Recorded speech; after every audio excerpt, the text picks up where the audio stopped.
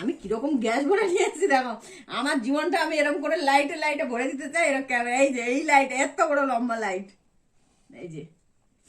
আর এই যে বাদ্য বয় ক্যামেরা ধরে, আর এই কেকটা অ্যানি বানিয়েছে। দেখ আমার ছুরিটা আবার লুকাতে হলো। আর আমার গোপুর ভাইয়ের ছুরিটা আমি এখানে লুকিয়েছি, এখান থেকে এখানে বার করেছি। এই যে বাদ্য ভাইয়ের হাতে এখন ছুরি তুলে দেবো, বাদ্য ভাই কেকটা কাটবে। আর এইগুলো ভালো করে দেখাও। আর এই যে this is for you. Thank you. I really appreciate your gift.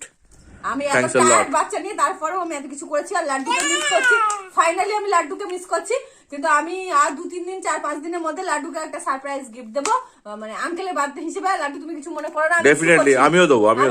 লাড্ডুর জন্য আমার একটা স্পেশাল গিফট থাকবে। লাড্ডুকে মেসেজ দিচ্ছি, আমি লাড্ডু কিছু করছি না আঙ্কেল, এটা আমি এমনি কেক বানিয়েছি।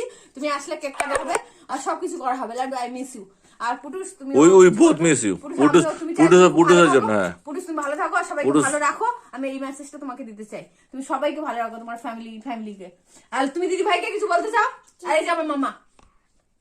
আর দিদি ভাইকে তুমি কিছু বলতে চাও? দিদি ভাইকে এই দিদি ভাইকে আশীর্বাদ করে দেন। দিদি ভাইকে মার তো আশীর্বাদ রয়েছে সবসময়। দিদি ভাইকে কিছু বলতে চাও?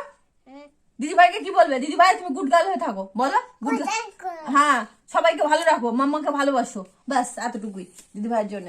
আর আমরা আঙ্কেলের বার্থডে কিছু করিনি, লাড্ডু আসলে আঙ্কেলের বার্থডে হবে, ডেফিনেটলি। ব্যাস আর কিছু করিনি আমরা, শুধু ভাই করেছে তাই জন্য এতটুকু করা, আর কিছু করিনি। কালকে আঙ্কেলের জন্য চিকেন করবো আর দিদা খাবে। আর আমার একটা নিমন্ত্রণ আছে, আমি চলে যাবো, আর ভাই ঘুমাবে তখন। ব্যাস টাটা আজকের মতো।